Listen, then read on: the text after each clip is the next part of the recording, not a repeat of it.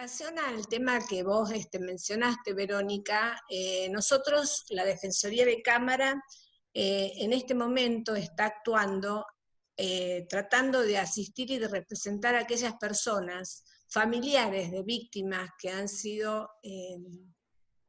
objeto de femicidio y que se han quedado los niños sin su representación, sin su mamá. Entonces vamos a representar y asistir técnica y legalmente a representarlos en el juicio penal como querellantes. Nosotros vimos este sector porque en nuestra provincia está el CAS, que es el Centro de Asistencia de Justicia, que generalmente representa y acompaña a las víctimas de delitos. Pero este centro depende del Poder Ejecutivo y está totalmente sobrebordado, es decir, está sobrepasado en sus funciones. No es que no la puedan cumplir, pero realmente está saturado. Entonces, como vos mismo dijiste, Verónica, que te escuché atentamente, la gente va de un lado a otro y no encuentra respuestas, nosotros nos comunicamos con el Instituto Nacional de la Mujer, a través de sus representantes regionales acá en la sede de Rosario, y nos llevaron muchas inquietudes respecto de un montón de familiares de víctimas de femicidio que no podían ser asistidas o no encontraban una representación, no sentían un vínculo de confianza o de representación con las personas del CAG por esa saturación, no porque no sean competentes, no sean idóneas. Acá no pasa una competencia entre qué organismo es el mejor para atenderlo. Entonces, como nosotros a partir de 2014 dejamos de tener una actividad penal y tenemos nada más que una actividad civil y podemos representar judicialmente a aquellas personas que son vulnerables y que no tienen medios económicos, vimos la posibilidad que nos otorgaba código también procesal, porque el artículo 82 dice que cuando aquella persona que quiere constituirse como querellante no tenga medios económicos, lo puede hacer a través del CAF o de otra entidad. Entonces ahí vimos nosotros esa posibilidad de poder brindar un servicio a la comunidad y dar un acceso real de justicia y de tutela legal efectiva a esos familiares que realmente quedaban desprotegidos. En este momento estamos haciendo, constituimos como querellantes en 3 femicidios, de los cuales uno de ellos, precisamente hace 10 días atrás, fue condenado a perpetua. El caso es un caso lamentable, muy triste, de una mujer que tiene 3 hijos y tenía con este señor, que es el imputado, Saucedo, vamos a ponerle nombre y apellido, como vos dijiste, Verónica, Saucedo, que después de salir de reiteradas violencias familiares que no fueron denunciadas por la víctima, por temor, por aislamiento precisamente de su agresor, por no confiar en sus núcleos familiares y no tener una contención, como vos dijiste, terminó con la vida de esa persona. Estaba en una fiesta, salió, discutieron por cuestiones de celos, salió, ella tenía a la criatura en brazos y le aceptó 17 puñaladas, muriendo en el acto. Precisamente él trató de defenderse diciendo que no se había dado cuenta, trató de estar en un estado de emoción violenta porque había discutido, porque le imputó la culpa precisamente a la víctima. Nosotros nos constituimos como querellante, pedimos el homicidio del 8611, obviamente agravado por la cuestión de género, por la violencia psicológica, por tener mayor fuerza física y actuar psicológicamente sobre la víctima, y representamos a los niños. Pero tenemos dos etapas, una etapa de representación integral de los derechos de ese niño que quedó sin su mamá. Tratamos de provisionar de una guarda a los familiares, de tratar de lograr obtención de alimentos, de tratar de actuar en redes para obtener un asesoramiento psicológico, todo eso de manera gratuita, porque las personas generalmente, como yo dije anteriormente, tienen la doble vulnerabilidad, la pobreza y la violencia de género encima de ellos, y eso es terrible, es un cóctel explosivo.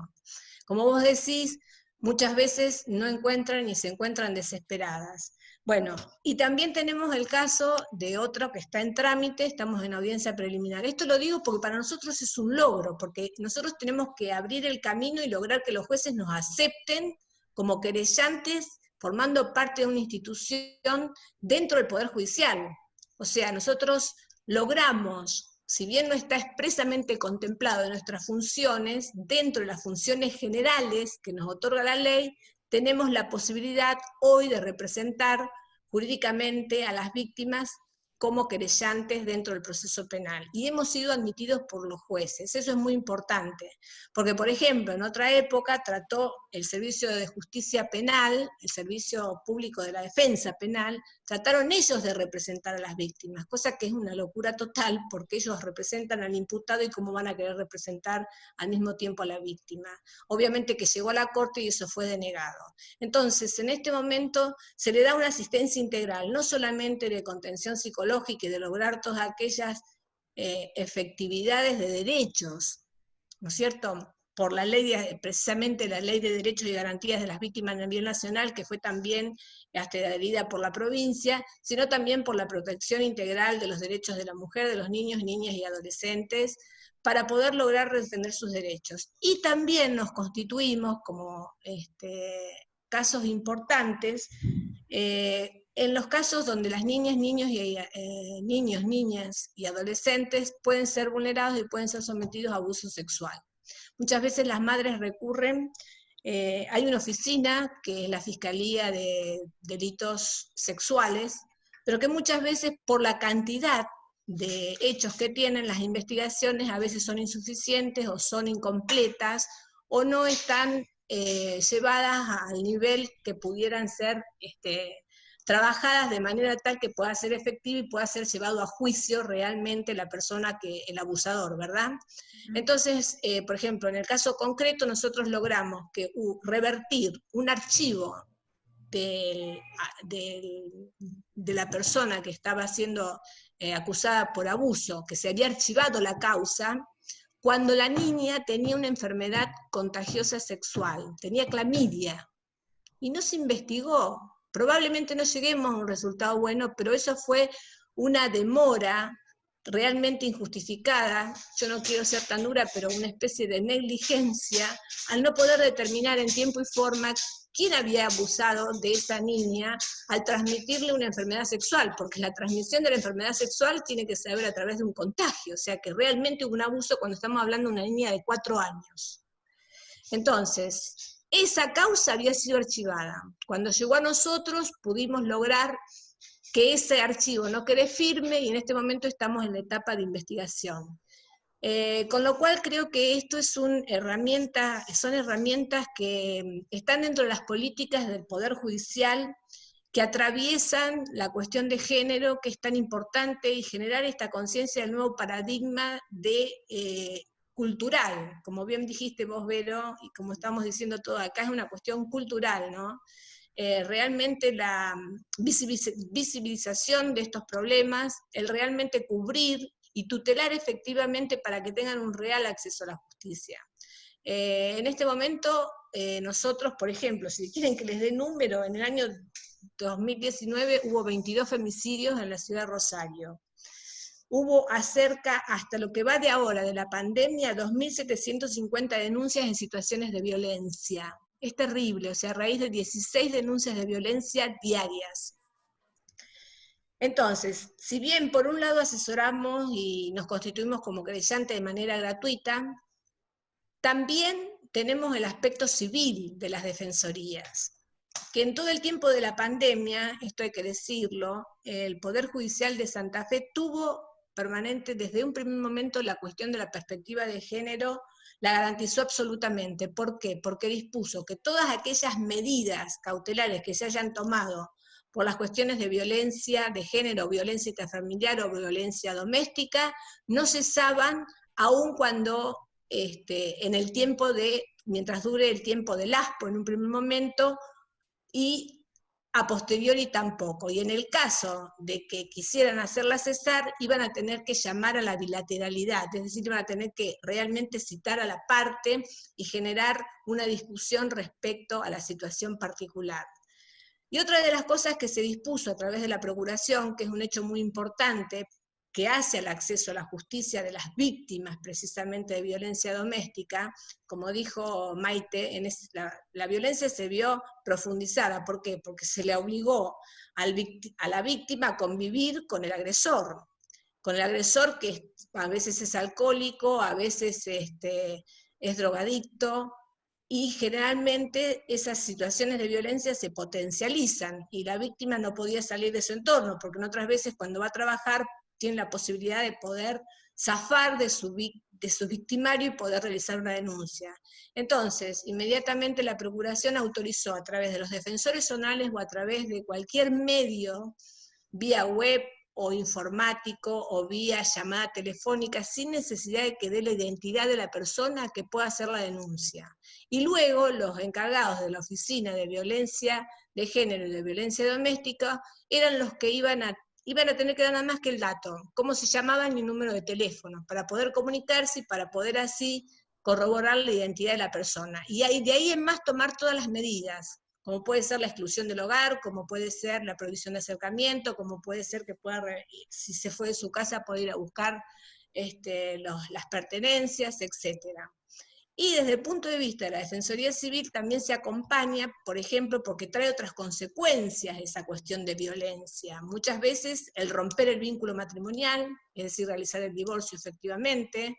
o también conseguir alimentos, porque la violencia no solamente a veces física, también hay una violencia económica que se ejerce sobre la madre, haciéndole padecer a los hijos. Es decir, no pasándole la cuota alimentaria como una forma de castigo indirecto hacia que no se da cuenta que el que está castigando realmente a su hijo. Pero ellos quieren hacer padecer, por una cuestión de género, a la mujer. Entonces, en todas esas situaciones se las acompaña de una manera totalmente gratuita, tratando de representarlas durante todo el proceso y acompañarlas. Eso es en lo judicial, pero también interactuando con las otras redes en red, con los que tratan fundamentalmente el tema, como puede ser la municipalidad, a lo mejor tratando de adquirir una vivienda, con un centro sanitario, tratando de que puedan lograr efectivizar cuestiones de su salud, o con el registro civil si no tienen, a lo mejor muchas de esas personas son indocumentadas para poder realizar, por ejemplo, obtener el IFE y obtener un medio económico para poder solventarse. Es decir, que son muchísimas las perspectivas, las herramientas que tenemos nosotros, los defensores de oficio, como partes del Poder Judicial y como operadores del sistema, para poder dar una real respuesta a los derechos que se están vulnerando precisamente cuando se trata de situaciones de violencia de género y de violencia doméstica y de violencia intrafamiliar. El tema es muy amplio, el tema es muy apasionante, habría muchas cosas, pero bueno, no quiero demorarlos más. Para nosotros, yo como cabeza de la defensa civil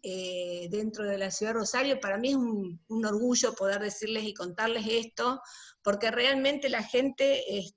como vos dijiste, Verónica, y lo comparto, muchas veces circula por un montón de lugares y no encuentra respuestas concretas. Y el hecho de poder ayudar a una persona, ya eso es válido, es decir, estamos haciendo un camino. También como comparto como